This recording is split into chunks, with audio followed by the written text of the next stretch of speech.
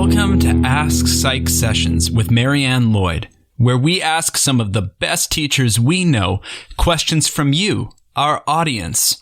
If you have a question or an idea for a conversation, please visit bit.ly/AskPsychSessions. That's bit.ly/AskPsychSessions. All one word, all lowercase. And here's our next question. Thank you so much for joining us. Today I have two guests, a repeat guest, Professor Irene Lopez from Kenyon College, and a new guest to the podcast, Professor Emerita Deidre Johnston from Hope College. Thank you both for being here today. Thank you. Thank you. Before we get started, as always, I ask people to give a little context about who they are, what they teach, maybe what their research training was in or their research interests, before we jump into today's topic, which as a preview is going to be about a new and very helpful and hopeful looking book. So why don't you start, Dr. Johnston? Yes, I'm a professor of communication studies. I focus mostly on intercultural communication, global communication, intergroup dialogue for diversity education. And I continue to do that to this day by doing consulting for different colleges and universities across the country and internationally to lead 3 to 4 day workshops in diversity education and intergroup dialogue and how to have conversations and difficult conversations about things that we tend not to find much ease or fluency in talking about, and ways of integrating that into people's teaching across the curriculum, from chemistry to music to history to communication to psychology. And then also with Irene, we are doing consulting on global education for different colleges and universities, and also holding workshops and able to promote global education within the curriculum. And again, across disciplines, from the sciences to humanities to social sciences. Great, thank you. And Dr. Lopez, now people that are very keen listeners will realize you were quite the interdisciplinary collaborator because you were on with a chemist before, and now we have someone from communication department. How exciting. Please tell us again, or remind people to listen to the other episode a bit about yourself, please. Yeah, well, thank you so much for having me on again. I appreciate it. So I'm Irene Lopez. I am a full professor, just got full at Kenyon College. I teach psychology. My areas of interest are cross-cultural psychology, abnormal psychology, and the kind of intersection between those two. I am very interested in interdisciplinary kind of work, so I love kind of reaching across the aisles. So in addition to my interests in kind of psychopathology, and also I have this other area of interest in faculty development, helping faculty of color kind of thrive. And then I also have this other interest in kind of global learning, which is kind of an extension of my interests in cross-cultural kind of issues. And so with Dee, one of my best friends, we co-edited this book on collaborative kind of global learning. So I do have lots of different interests, but of course, in my mind, they all kind of make sense. What I do. Great. I look forward to us getting to all of those pieces today. So yes, excellent segue. We are here to talk about your new book, which is the Wiley Handbook of Collaborative Online Learning and Global Engagement, which is part of the Wiley Handbooks in Education, which you were co-producers of. So I don't feel like I know you well enough to call you Deidre yet. So Deidre. Deidre. It's so much easier to spit out than Deidre. Yes, I spend a lot of time going on long tangents with my students about how names, it shouldn't be how easy it is for me to say them. It should be about you hearing the name that is your name. So we'll see what happens by the end of the interview. Maybe I'll have a new nickname for you. But why don't you tell us a little bit about this work? So Irene and I and many others have taught globally connected courses. And that's a course where if I'm teaching intercultural communication at Hope College in Holland, Michigan, I can connect with another professor in Saudi Arabia who is teaching intercultural communication, and that we can devise a course together. We can collaborate on the syllabi so that we can join our courses for a portion of the semester, or perhaps even very ambitiously the entire semester, but even a portion of that semester where students are working together. And so with technology, my goodness, what an incredible opportunity for us to expand our understanding and knowledge of the world and its peoples and cultures, so that students can work in groups together, where they're working in collaborative groups on a project, or they're working on a joint presentation.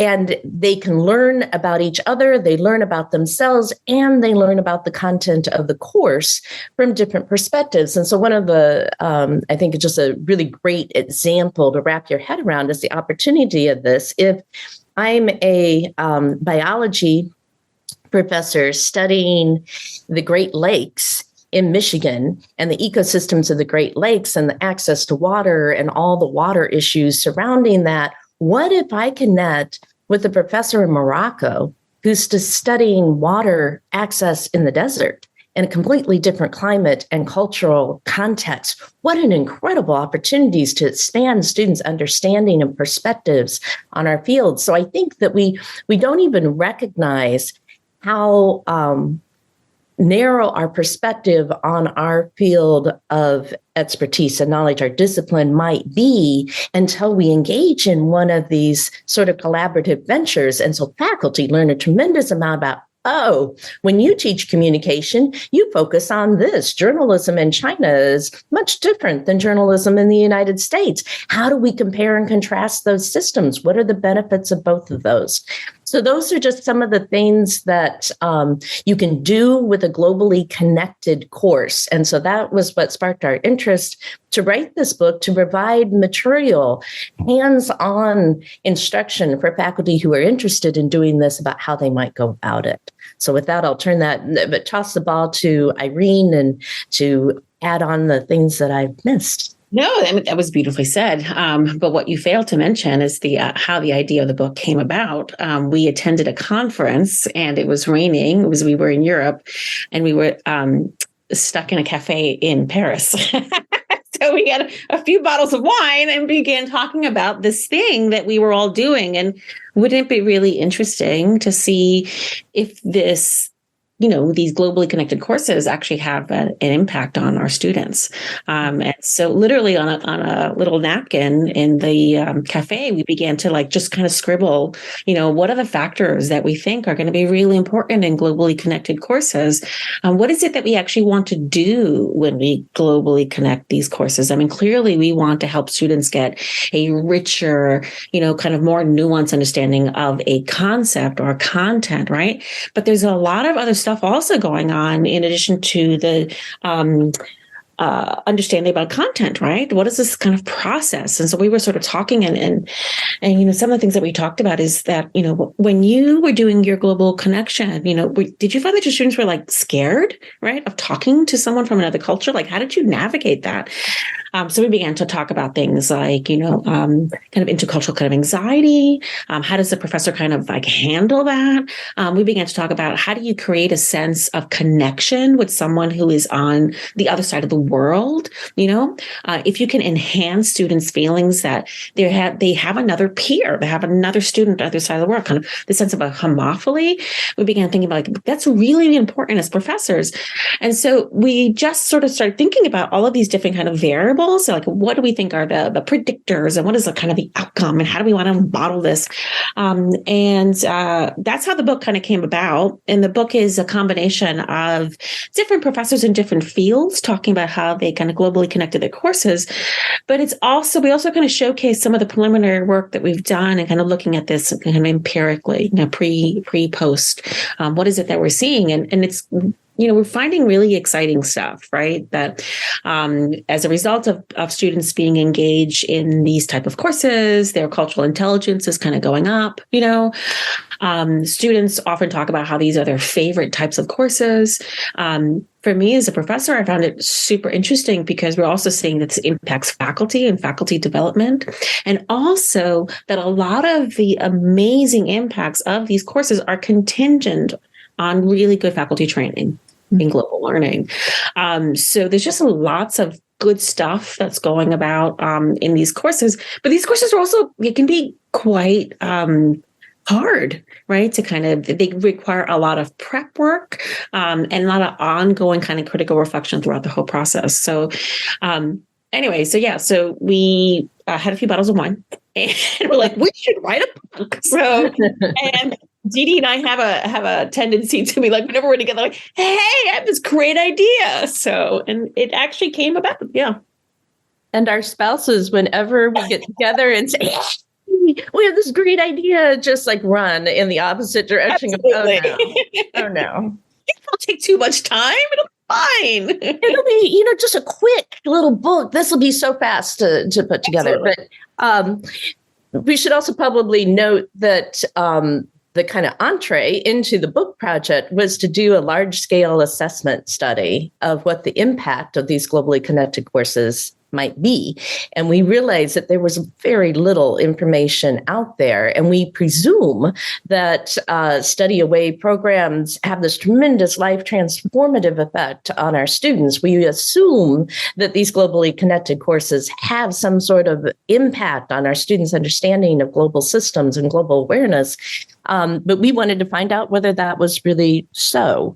So we did a assessment study of globally connected courses. Students currently enrolled. We did a pre-test at the beginning of the semester on their cultural competencies. We did a post-test at the end of the semester on their cultural competencies. And this was 500 students enrolled in, I think, 13 different countries in courses across the globe.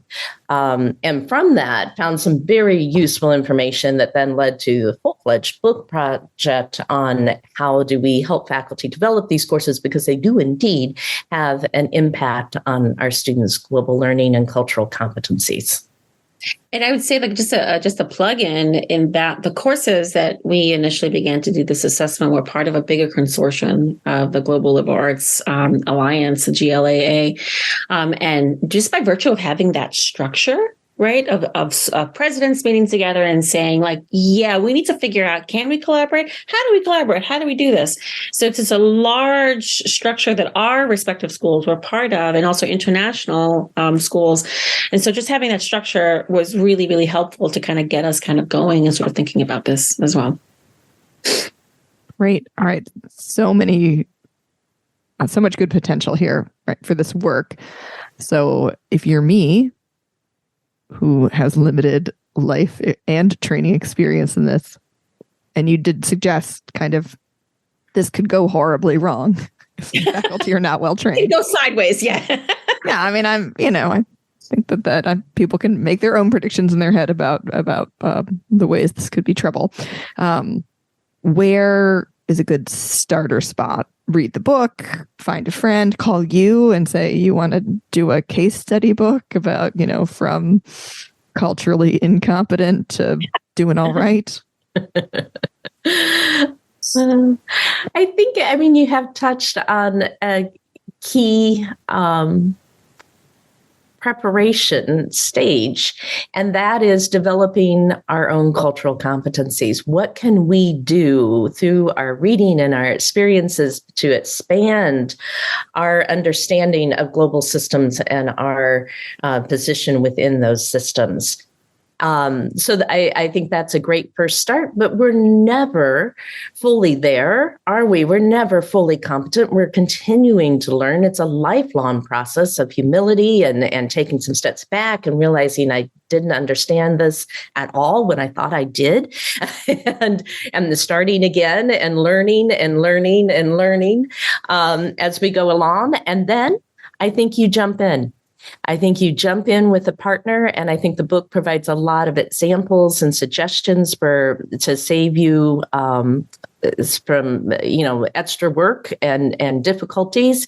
But I think the key is that you make that relationship with another professor, that you learn from each other, you learn about their culture, about their identities from your interactions and collaboration with that other professor. And then you guide the students, recognizing that you're learning as they are learning through that process.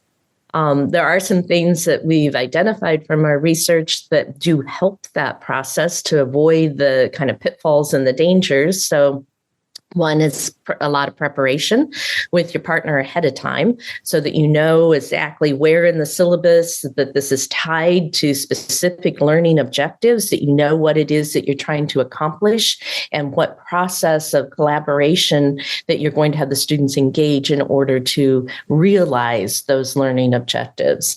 That to start smaller, maybe 2 weeks out of the semester, the first time that you do it, and then expand that collaboration. But to start and jump in and try to connect a course for an entire semester is probably not your best move.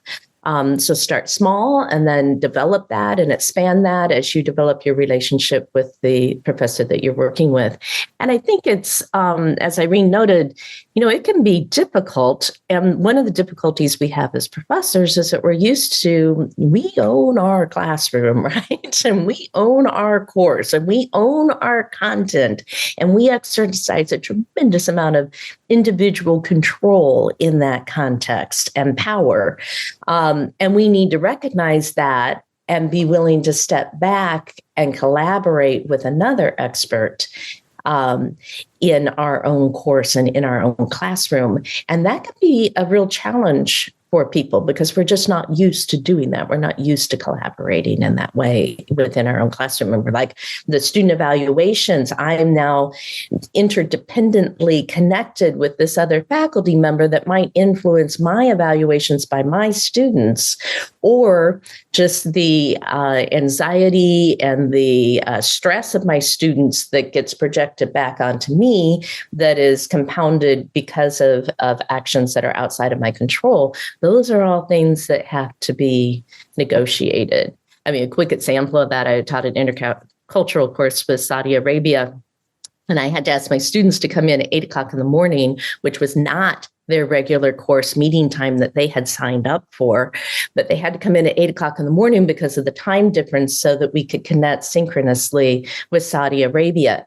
And so I remember one time I get them all in and we're in this auditorium and they're all bleary-eyed and we try to connect with Saudi Arabia. There was a sandstorm there at the time the internet went out and you look out at 30 disgruntled students at 8 o'clock in the morning who didn't necessarily need to be there at 8 o'clock in the morning, and they are not a happy bunch.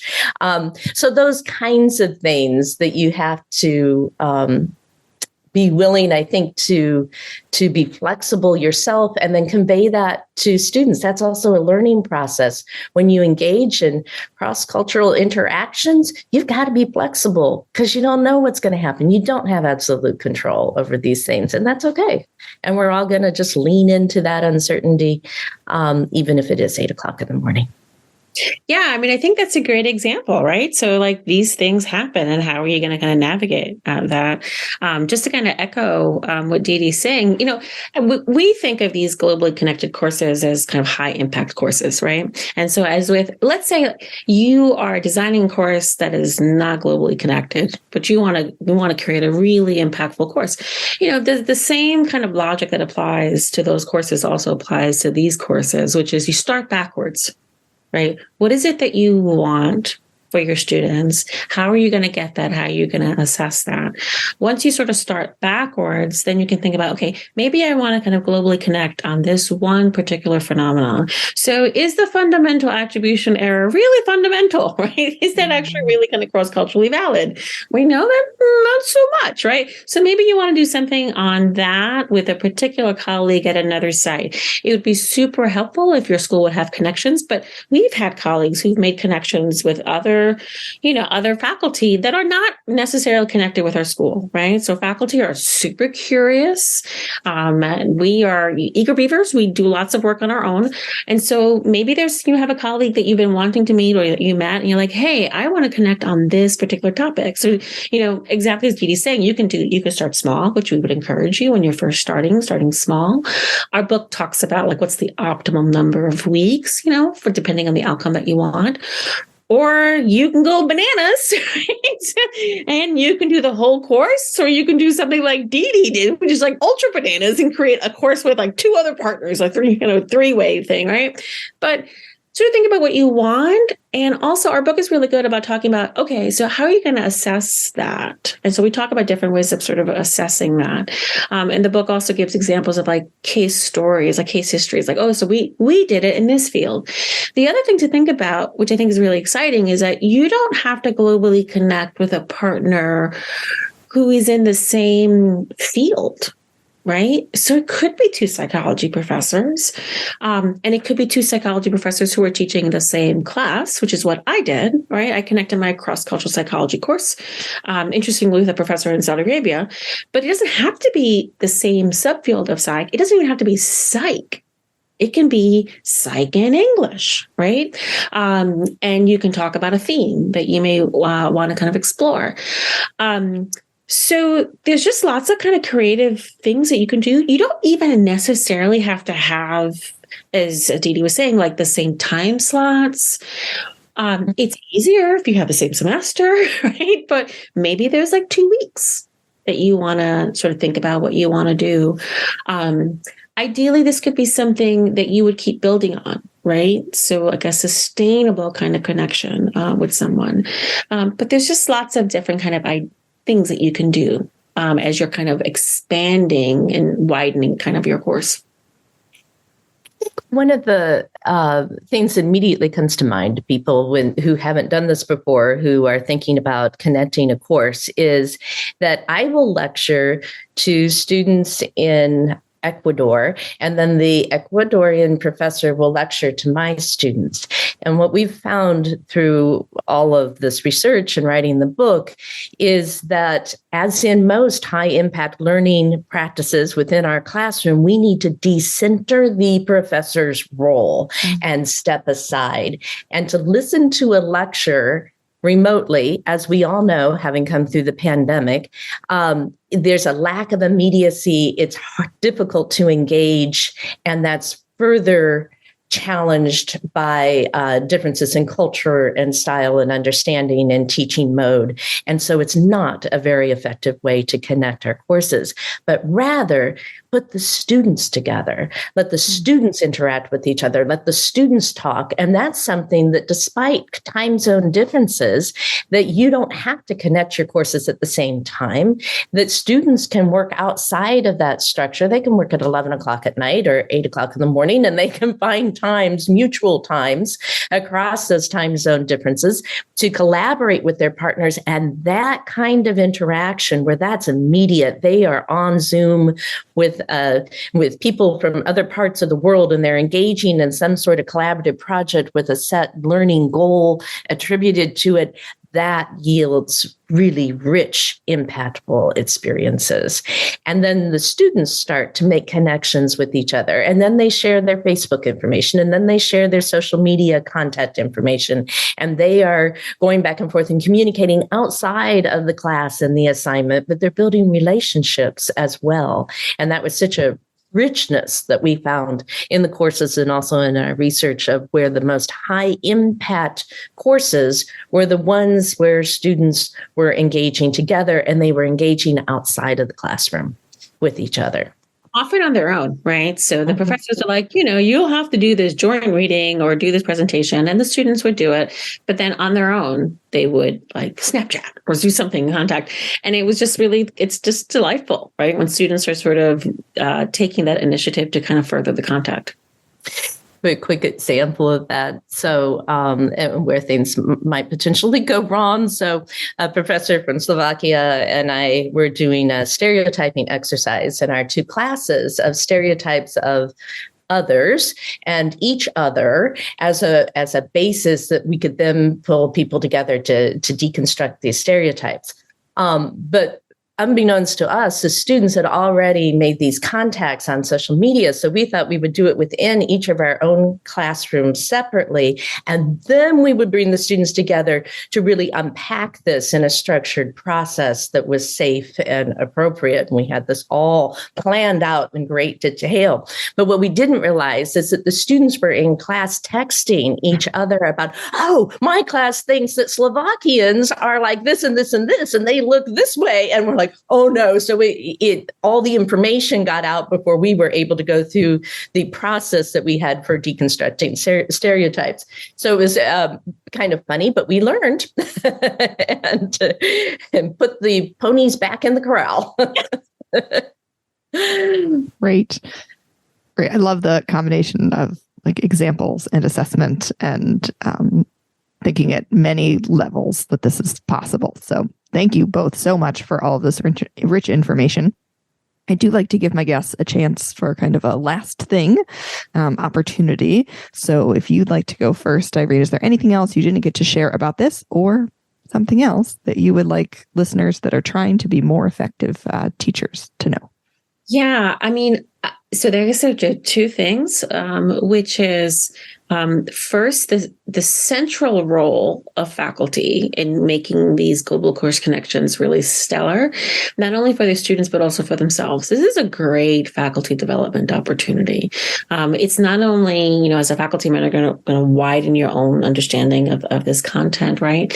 But it's also going to kind of flex your own muscle with regards to kind of your own kind of cultural competencies as well, right? You're going to have to figure out, how do you navigate with someone from a different culture? What are the kind of implicit rules that you may not be kind of aware of? So I think it's a great faculty on development opportunity. And I think the other thing too, is that it's really creative. It's a really creative way of approaching your course. So we have our standard courses, and we know I'm going to use this textbook, and this is the prompt I'm going to use. I'm going to fire up the PowerPoint, right? And it's a way to kind of inject new life into a course, and it's a way to be really creative. And so some of the interesting stuff that we've seen in globally connected courses is people doing community engaged learning, which you would think you can't do that, right? Because you're not in the same little community, but in fact, you can. I found really interesting when people will do like little videos of like, this is my world right now. These are the sounds in my environment. Students love that, right? It just makes it's so exciting to learn about someone else. And so I just think it does entail planning, but it's also just like, I found them incredibly enriching. Yeah. Great. Thanks. I like that idea, right? Especially we're recording in April, and I think many of us could use some zhuzhing up, right? Yes, Deidre. Just add on to what we've talked about, to encourage faculty to explore this idea of cultural competencies. What is it that we're trying to cultivate in our students regarding global cultural competencies? And in the book, Irene and I have a chapter where we look at the AACU rubrics for cultural competency. And when we really critically reviewed those, I mean, it was a great start, and we needed to start someplace, and those have been such a valuable contribution to our understanding of cultural competencies. But right now, at this point in time, we don't think those go far enough. They are not challenging enough. So understand cultural diversity is one of them. We think we need to go beyond understanding to knowing about how to make ethical decisions.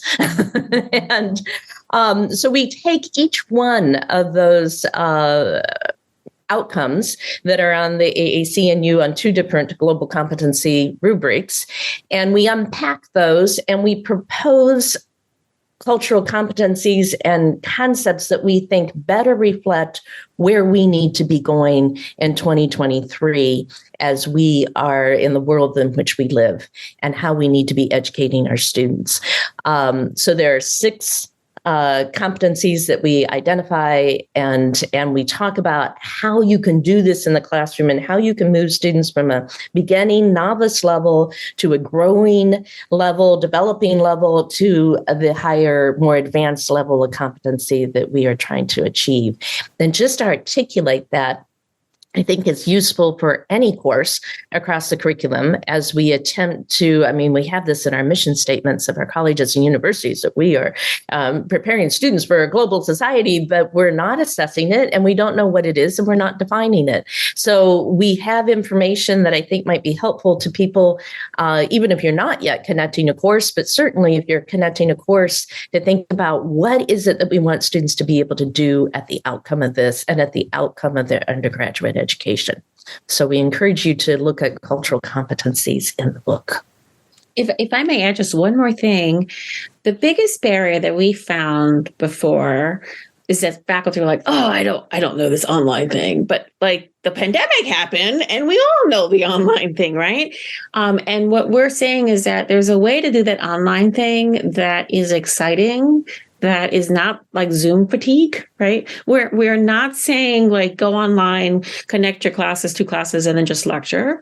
We're saying like, exploit this medium for being able to connect with someone on the other side of the world, right? So, yeah.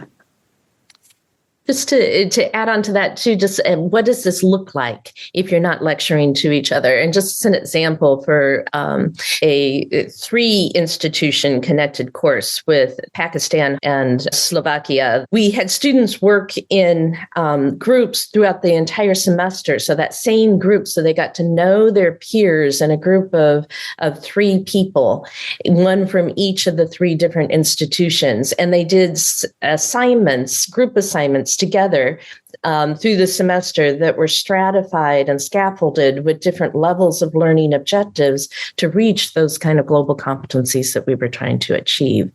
And that can be done, again, asynchronously of the classroom where students are connecting on their own outside of class. Excellent. I'm glad that I asked you to say those things because I think that there's some very valuable info in our impulsive last question. So thank you everyone for tuning in and listening today. I have been chatting with Dr. Irene Lopez from Kenyon College and the new term to me, Professor Emerita Deidre Johnston from Hope College. Take care.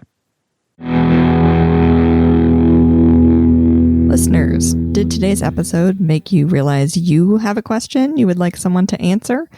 I would be happy to take it into consideration and find a guest that can help. But what I need you to do is head over to our Google form at bit.ly/AskPsychSessions.